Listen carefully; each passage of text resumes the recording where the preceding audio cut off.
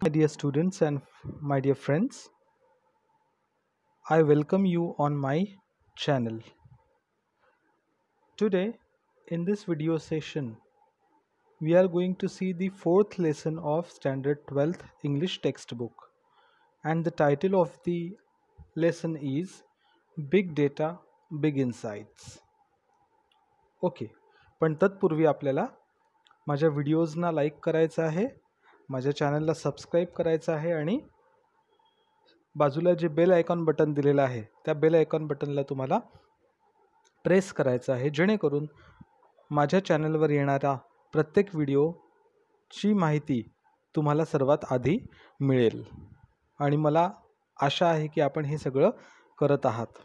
Okay, so या लेसनचं जे title आहे बिग डेटा बिग इन्साइट्स, तर आपण जर या टायटलचा विचार केला तर आपण असं समजू शकतो की बिग डेटाचा डेटा म्हणजे माहिती. सो माहिती म्हणजे कोणती माहिती, तर जी कम्प्युटरशी रिलेटेड आहे त्याला आपण म्हणतो डेटा, बरोबर, किंवा इंटरनेटशी सायबर सिक्युरिटीशी जी रिलेटेड आहेत त्याला आपण म्हणतो डेटा. मग तो डेटा कसा असतो, तर बिग डेटा असतो, कारण एका वेळेस लाखो हजारो करोडो लोक तो जो डेटा आहे तो एक्सप्लोअर करत असतात आणि म्हणून त्याला म्हटलं आहे बिग डेटा. आणि बिग इन्साइट्स, आता बिग इन्साइट्स म्हणजे काय, तर तो जो डेटा आहे त्या डेटामध्ये पॉझिटिव्हली बघण्याची जी तुमची दृष्टी आहे त्या दृष्टीला म्हटलं आहे इन्साइट. म्हणजे तो जो डेटा आहे त्या डेटाचे काय युजेस आहेत, म्हणजे ॲट द सेम टाईम त्याचे मिसयुजेस पण आहेत, पण त्याचे युजेस काय आहे हे बघण्याची दृष्टी तुम्हाला असायला पाहिजे. म्हणजे जितका जास्त डेटा तुम्ही वापराल किंवा जितका जास्त डेटा तुमच्याकडे असेल तितकी जास्त दृष्टी चांगली तुमची असली पाहिजे, पॉझिटिव्ह असली पाहिजे. म्हणजे त्या डेटाचा वापर आपल्याला योग्य प्रकारे करता येतो आहे का हे आपल्याला माहिती असलं पाहिजे, किंवा आपण जो डेटा एक्सप्लोअर करतो तो सेफ आहे का, तो घातक तर नाही आहे आपल्यासाठी. सो ह्या सगळ्या गोष्टींचा विचार आपण या लेसनमध्ये करू शकतो. पण आपण या लेसनमध्ये बिग डेटा म्हणजे जो कम्प्युटरशी रिलेटेड डेटा आहे त्याचे फक्त युजेस बघतो आहे, आपण त्याचे मिसयुजेस बघणार नाही आहोत. ओके, सो त्यापूर्वी आपल्याला काय करायचं आहे, आईस ब्रेकर सॉल्व्ह करायचे आहेत. तर आईस ब्रेकर आपण एक एक करून बघूया. तर मी पहिलं आईस ब्रेकर तुमच्यासाठी वाचतो आहे. तिथे म्हटलं आहे की पहिला आईस ब्रेकर बघा, give business suggestions to the respective industry company for the following situation, one is done for you. आता एखादी कंपनी आहे किंवा इंडस्ट्री आहे, त्या इंडस्ट्रीला किंवा कंपनीला तुम्हाला काय करायचं आहे, सजेशन द्यायचे आहे. तर कशावर, खाली जे सेंटेन्सेस दिले आहेत त्या सिच्युएशनवर तुम्हाला सजेशन द्यायचं आहे. फॉर एक्झाम्पल पहिलं त्यांनी सोडवून दिलं आहे आपल्याला, many passengers prefer morning flights between 7 AM and 9 AM from Mumbai to Delhi. मग आता हे झालं फ्लाईटशी रिलेटेड. ओके, म्हणजे एरोप्लेनची जी इंडस्ट्री आहे त्या एरोप्लेनच्या इंडस्ट्रीला आपल्याला सजेशन द्यायचं आहे. तर मग त्यांनी काय सजेशन दिलं आहे, increase the number of flights between 7 AM to 9 AM.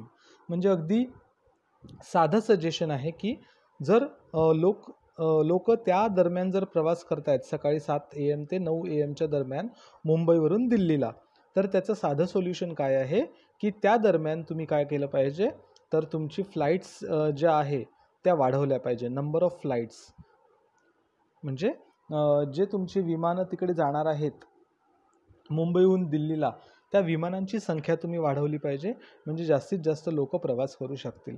So हे अगदी सिम्पल सजेशन होतं. आता दुसरं वाक्य त्यांनी दिलेलं आहे की many students are opting for UPSC and MPSC exams. मग आता आपणही बघतो की इन जनरल आपल्या आजूबाजूला बरेचसे असे मुलं आहेत की जे म्हणतात की आम्ही UPSCचा अभ्यास करतो, MPSCचा अभ्यास करतो, परंतु ते जेव्हा असं म्हणतात तेव्हा आपल्याला असंही त्यांच्याकडून कुठून तरी ऐकायला येतं की पण चांगले क्लासेस नाही आहेत किंवा चांगली पुस्तकं उपलब्ध नाही आहेत. तर मग आपण इथे सजेशन काय देऊ शकतो की त्या पर्टिक्युलर सेंटर्सनी काय केलं पाहिजे, एक्सप्लोर मोर स्टडी सेंटर्स. बरोबर आहे. म्हणजे जास्तीत जास्त MPSC UPSCचे स्टडी सेंटर्स ओपन केले पाहिजे. Okay, explore more study centres किंवा इस्टॅब्लिश मोर स्टडी सेंटर. म्हणजे तुम्हाला काय करायचं आहे, जास्तीत जास्त स्टडी सेंटर ओपन केले तर मुलांना त्याचा फायदा होईल, किंवा क्लासेस, स्टडी सेंटर्स किंवा क्लासेस. त्यानंतर तिसरं आहे बघा, many people go for morning walk to Kamala Nehru park. मग आता कमला नेहरू पार्कला जर लोक मॉर्निंग वॉकला जात आहेत तर तुम्हाला त्यात सजेशन काय द्यायचं आहे की जे सजेशन कमला नेहरू पार्कच्या फायद्याचं असेल. बरोबर. त्याच्यामुळे तुम्ही असं म्हणू शकता की ओपन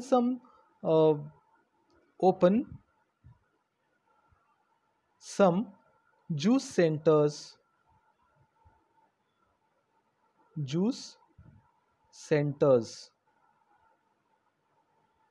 अँड न्यूजपेपर स्टॉल्स. म्हणजे जर कमला नेहरू पार्कनी हे केलं तर त्यांचं काय होईल, फायदा होईल. बरोबर. So open some juice centres and newspaper stalls in front of Kamala Nehru park. So हे त्याच्या मागचं आपण सजेशन आहे. सजेशन तुम्ही काहीही देऊ शकता जे त्या पर्टिक्युलर इंडस्ट्रीशी रिलेटेड असेल किंवा फायद्याचं असेल. बरोबर. मग चौथं बघा, many people buy clothes from miracle.com on an online shopping site. आता miracle.com ही ऑनलाईन शॉपिंग साईट आहे, त्यावरून बरेच लोक नवीन कपडे खरेदी करतात. तर मग तुम्ही त्या miracle.com साईटला काय सजेशन द्याल, तर तुम्ही त्याला सांगू शकता की तुमचे जे वेबसाईट आहे त्या वेबसाईटवर काय करा, व्हेरायटी ऑफ क्लोथ्स किंवा व्हेरायटी ऑफ ब्रँड्स तुम्ही वाढवा. मग आपण इथे लिहू शकतो की increase variety of brands and clothes. Variety of brands and किंवा ब्रँड्स ऑफ क्लोथ्स म्हणू आपण, ब्रँड्स ऑफ क्लोथ्स. ठीक आहे, फाईन. सो जर तुम्ही जास्तीत जास्त व्हरायटी वाढवली कपड्यांची किंवा जास्तीत जास्त ब्रँडचे कपडे जर तुम्ही लोकांना अवेलेबल करून दिले तर लोक आणखी त्याच्यावरून शॉपिंग करतील. हे एक साधं सजेशन आहे. त्यानंतर लास्ट आहे बघा, the viewership on television is more between 8 AM and 10 PM. 8 PM and 10 PM. म्हणजे संध्याकाळी रात्री 8 ते 10 या वेळेतच जास्तीत जास्त लोक TV बघत असतात. तर मग या वेळेवर जर लोक TV बघतात तर आपण काय म्हणू शकतो की तुम्ही जास्तीत जास्त TRP मिळेल अशा ॲडव्हर्टाइजमेंट तुम्ही त्याच्यामध्ये दाखवा, किंवा तुम्ही काही सोशल मेसेजेस किंवा मॉरल मेसेजेस तुम्ही त्याच्यावरून प्रदर्शित करा त्या वेळेतच, म्हणजे जेणेकरून लोकांना त्याची जागरूकता येईल. समाजाशी रिलेटेड किंवा नैतिकतेशी रिलेटेड जर तुम्ही काही मेसेजेस त्यावेळेत जर दाखवले तर लोकांना त्याची समज येईल. मग आपण इथे लिहू शकतो की टेलिकास्ट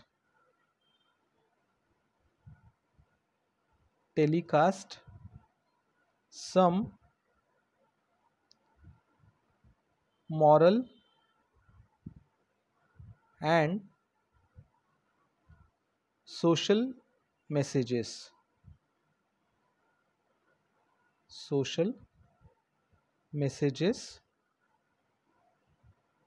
between the time. म्हणजे 8 ते 10 PM मध्ये तुम्हाला काय करायचं आहे की जास्तीत जास्त सोशल किंवा मॉरल मेसेजेस जर तुम्ही दाखवले तर लोक जागरूक होतील. ठीक आहे. सो हा एक मेसेज आहे, तुम्ही तुमच्या मनाप्रमाणे मेसेजेस देऊ शकता. त्यानंतर खालची ॲक्टिव्हिटी आहे बघा, people get information from various sources, can you name a few. हे सोपं आहे. त्यांनी एक एक्झाम्पल पण दिलं आहे, फेसबुक. म्हणजे आपल्याला कुठले असे स्रोत आहे ज्याच्यावरून आपल्याला इन्फॉर्मेशन मिळते. मग आपण यांनी फेसबुक दिलं आहे, आपण इथे लिहू शकतो गूगल, बरोबर आहे. त्यानंतर व्हॉट्सॲप, त्यानंतर आहे इंटरनेट पण आहे, इंटरनेट म्हणू शकतो किंवा टेलिव्हिजन म्हणू शकतो.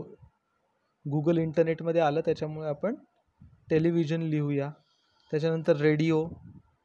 सो असे भरपूर पर्याय आहेत की ज्याच्यामधनं आपल्याला इन्फॉर्मेशन मिळू शकते, नॉलेज मिळू शकतं. सो हे तुम्हाला तुमच्या पुस्तकामध्ये सोडवायचं आहे ॲज युज्युअल. आता आपण आपल्या लेसनकडे वळूया.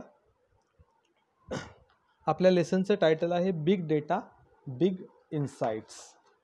मी तुम्हाला टायटलचं मीनिंग समजावून सांगितलं आहे की data is related to computer, okay. आणि बिग इन्साइट्स म्हणजे काय, तो जो डेटा आहे त्याच्याकडे बघण्याची आपली दृष्टी कशी आहे, त्या दृष्टीला म्हटलेलं आहे इन्साइट, ओके. तर मग आपण इथे म्हणू आपल्याला इन्साइट म्हणजे काय, व्हिजन. आपल्यासमोर काय व्हिजन आहे किंवा आपली दृष्टी कशी आहे, that is big insights, okay. So what is a big data. आता त्यांनी डेफिनेशन दिली आहे, क्वेश्चन विचारला आहे आपल्याला आणि त्यांनी त्याचं आन्सर दिलेलं आहे. ते म्हणतात व्हॉट इज बिग डेटा. तर आपण बघू बिग डेटा म्हणजे काय. There is a revolution in the lifestyle of people which has been affected by big data. So revolution म्हणजे क्रांती. मग कशामध्ये क्रांती झाली आहे, तर लाईफस्टाईल, लोकांची जी जगण्याची स्टाईल आहे त्या स्टाईलमध्ये क्रांती झाली आहे, बदल झालेला आहे. Which has been affected by big data. आणि तो कशामुळे झालेला आहे, बिग डेटामुळे तो बदल लोकांच्या जीवनामध्ये झालेला आहे. कारण आपण बघतो की आपण कुठलीही गोष्ट करायच्या आधी इंटरनेटचा आधार घेतो किंवा आपण त्याच्यावरनं थोडी माहिती गोळा करतो आणि मग आपण त्या गोष्टीला सुरुवात करतो, ओके.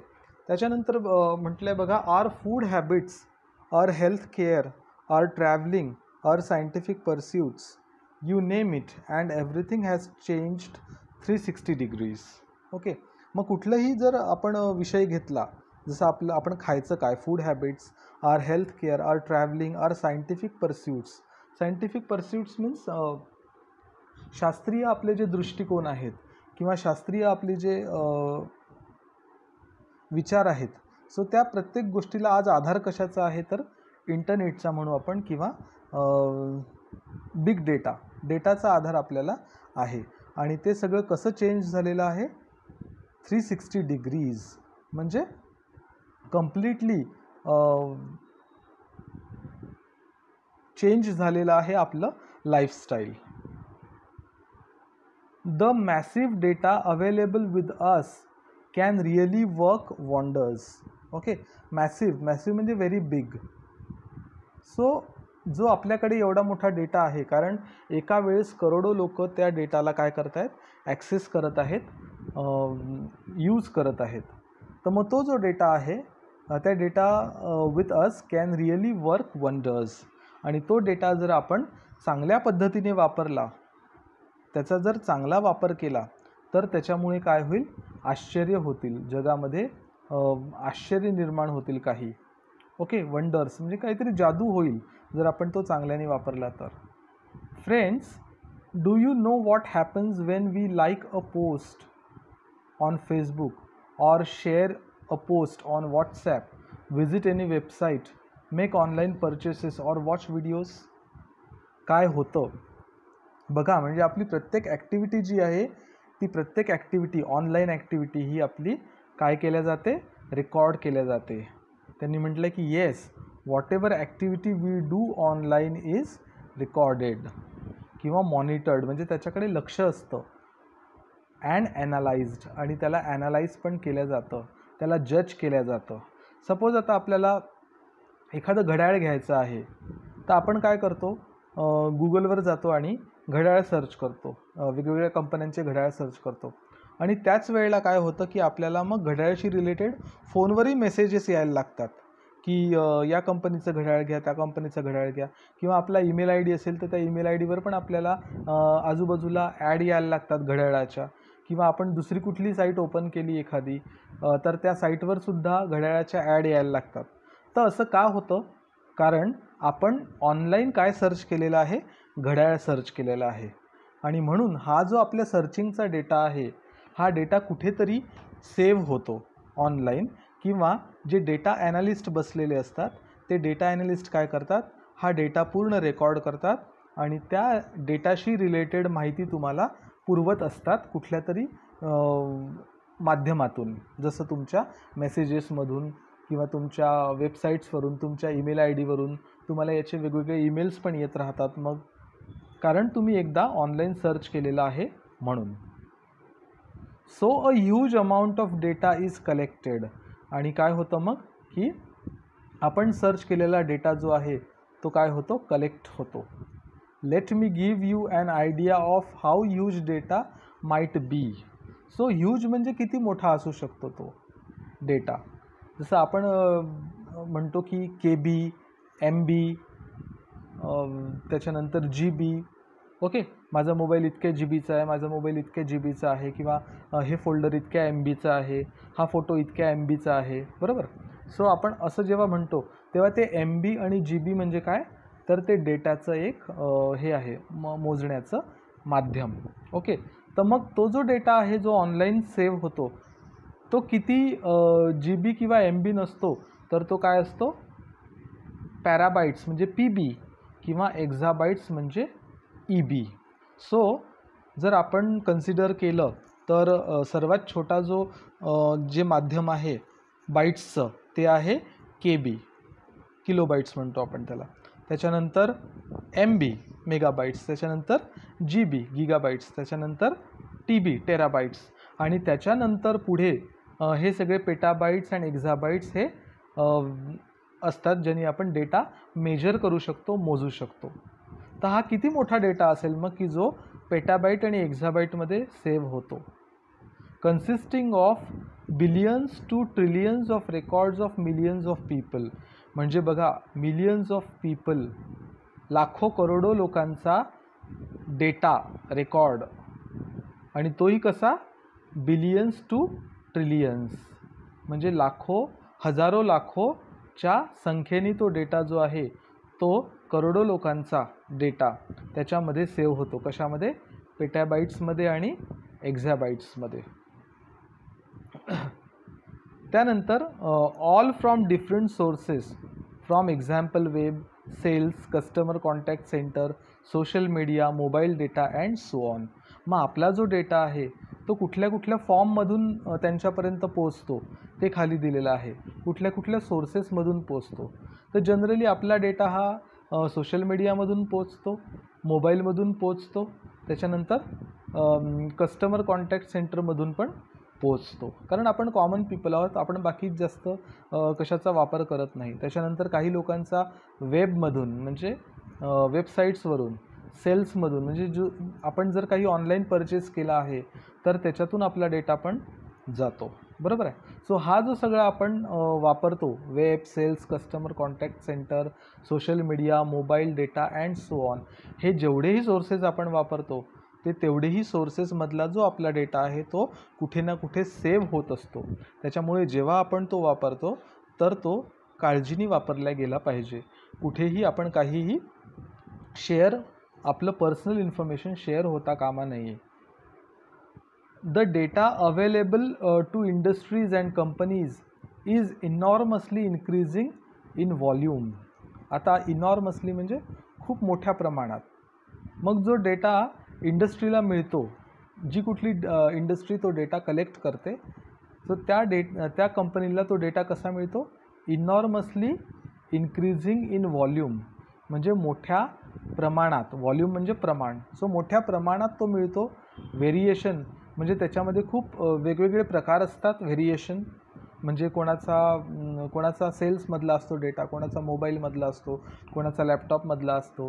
सो असे वेगवेगळे प्रकारांनी, कोणाचा वेबसाईटवरचा असतो, कोणाचा ऑनलाईन शॉपिंगचा असतो. सो असे व्हेरिएशन पण त्याच्यामध्ये असतात. त्यानंतर त्यांनी म्हटलं आहे की वेलॉसिटी. सो वेलॉसिटी म्हणजे काय की वेगवेगळ्या रेटमध्ये पण चेंज होतो. तो जो डेटा आहे. सो चेंज इन रेट म्हणजे वेलॉसिटी. त्याच्यानंतर व्हेरॅसिटी. सो व्हेरॅसिटी म्हणजे त्यांनी म्हटलं आहे की त्याच्यामध्ये ॲक्युरसी पण असते. ॲक्युरसी, कारण तो डेटा कोण भरत असतो, तर आपण स्वतः तो डेटा भरत असल्यामुळे त्याच्यामध्ये तेवढीच ॲक्युरसी असते, व्हेरॅसिटी अँड व्हॅल्यू. आणि त्या डेटाला काय असते, किंमत असते, व्हॅल्यू असते. Such a big data is easy to obtain. So हा इतका जो सगळा डेटा आहे, बिग डेटा, हा कसा आहे, इझी टू ऑब्टेन, मिळवण्यासाठी इझी आहे. But so massive that it challenges the current computing technology. पण जरी तो इझी असला मिळवण्यासाठी, तरी कसा आहे, सो मॅसिव्ह, खूप जास्त आहे तो, खूप मोठा आहे तो, that it challenges the current computing technologies and hence big data analytics is used to give insights that were previously incomprehensible.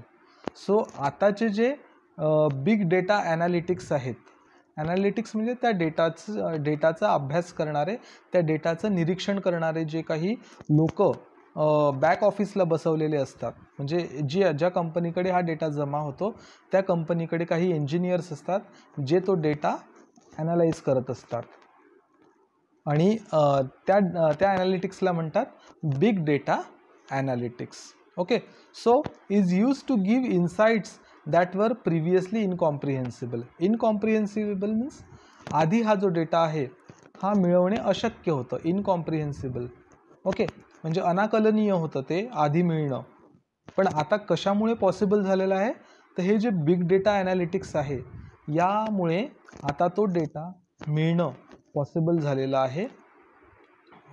So पुढे म्हटलं आहे की big data analytics is the complex process of examining large and varied data sets और big data to uncover information such as hidden patterns, unknown correlations, market trends and customer preferences.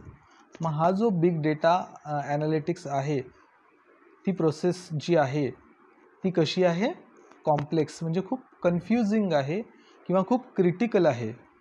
कशासाठी, तर एक्झामायनिंग, म्हणजे तो जो डेटा आहे त्या डेटाला एक्झामाइन करणे, याच्यासाठी ती प्रोसेस जी आहे ती खूप लांब आहे आणि खूप कॉम्प्लेक्स आहे, कन्फ्युजिंग आहे.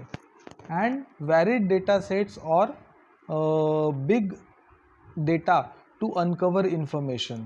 आणि तो जो बिग डेटा आहे त्या बिग डेटामध्ये काय होतं, अनकव्हर इन्फॉर्मेशन, म्हणजे तुमची जी इन्फॉर्मेशन आहे ती काय होते, अनकव्हर होते. कोणती information, such as hidden patterns. Hidden patterns म्हणजे तो जो डेटा आहे तो डेटा सरळ सरळ त्यांच्यासमोर अपियर होत नाही, तर तो कुठल्या तरी पॅटर्न्समध्ये अपियर होतो. तर तो पॅटर्न समजण्यासाठी आपल्याला ॲनालिटिक्स यायला पाहिजे. ओके, त्याच्यामुळे तो हिडन पॅटर्न्सचा अभ्यास आपला असला पाहिजे. अननोन कोरिलेशन्स म्हणजे एकमेकांचा सहसंबंध त्याच्यामध्ये आहे का त्या डेटामध्ये, हे पडताळता आलं पाहिजे. त्यानंतर मार्केट ट्रेंड्स. आता मार्केटच्या ट्रेंडनुसार कोणता डेटा महत्त्वाचा आहे आणि कोणता डेटा महत्त्वाचा नाही हे पण आपल्याला समजलं पाहिजे. अँड कस्टमर प्रेफरन्सेस म्हणजे जे ऑनलाईन कस्टमर्स आहेत त्यांना काय आवडतं काय नाही आवडत, ह्या गोष्टीचा पण अभ्यास त्या ॲनालिटिक्समध्ये व्हायला पाहिजे. With such a huge data available with the industries they can have innumerable advantages. मग कोणी याचा कसा फायदा घेऊ शकतो, इन्युमरेबल म्हणजे आपण मोजूही शकत नाही किंवा आपण त्याला कल्पनाही करू शकत नाही इतका फायदा त्याचा कोण घेऊ शकतं, ज्या कंपनीजवळ आपला डेटा गेला ती कंपनी त्याचा फायदा घेऊ शकते. Hence all the industries are trying to reap the maximum benefit from it. मग आणि ते कंपन्या काय करतात, they are trying to reap the maximum benefit from it. मग ते जास्तीत जास्त फायदा कसा घेता येईल आपल्या डेटापासून ते बघतात. ओके. सो पण त्याचा ते डिसॲडव्हान्टेज किंवा मिसयूज ते करत नाही, फक्त आपल्याला अजून काय ते प्रोव्हाइड करू शकतील नव्याने ह्याच्यासाठी ते आपल्या डेटाचा उपयोग करतात. Many industries have advanced by miles from their competitors. आणि बाकी काही ज्या इंडस्ट्रीज आहेत त्या कशामुळे पुढे गेल्या आहे, तर हा जो डेटा ॲनालिटिक्सचा भाग आहे, तर त्या डेटा ॲनालिटिक्समुळे त्याचा स्वीकार केल्यामुळे काही कंपन्या या खूप पुढे गेलेल्या आहेत. ॲडव्हान्स्ड बाय माइल्स म्हणजे खूप पुढे गेलेल्या आहेत. कोणापेक्षा? त्यांच्या स्पर्धकांपेक्षा, स्पर्धक कंपन्यांपेक्षा. It is not the amount of data that is important. Okay, म्हणजे किती डेटा तुमच्याकडे आहे हे महत्त्वाचं नाही आहे. अमाऊंट म्हणजे साईज. किती डेटा तुमच्याकडे आहे that is not important, but important काय आहे? What the organisations do with the data. मग ती कंपनी काय करते त्या डेटासोबत हे महत्त्वाचं आहे. तुमच्याकडे किती डेटा आहे हे महत्त्वाचं नाही, तर ती कंपनी तुमच्या डेटासोबत काय करते, चांगला उपयोग करते का वाईट उपयोग करते हे महत्त्वाचं आहे. त्याच्यामुळे आपणही आपला डेटा शेअर करताना तितकंच सजग असलं पाहिजे, सतर्क असलं पाहिजे. अदरवाईज त्याचा काय म्हणतो आपण त्याला, त्याचा वापर पण चुकीचा होऊ शकतो. आणि आता युजेस ऑफ बिग डेटा जो आहे त्याचे कोणकोणते, कसा त्याचा यूज होतो बिग डेटाचा, त्याचे पॉईंट्स दिलेले आहेत. तर ते आपण पुढच्या लेक्चरमध्ये बघणार आहोत, पुढच्या सेशनमध्ये बघणार आहोत. तोपर्यंत आपण इथेच थांबूया या व्हिडिओ सेशनमध्ये. आणि आपण माझा व्हिडिओ संपूर्ण ऐकला त्याबद्दल तुमचे खूप खूप आभार. आणि मी आपल्याला जी रिक्वेस्ट करतो दरवेळेस, ती रिक्वेस्ट आपण लक्षात ठेवायची आणि माझ्या चॅनलला सबस्क्राईब करायचं आहे. So thank you so much for watching my video. Thank you and have a nice day ahead.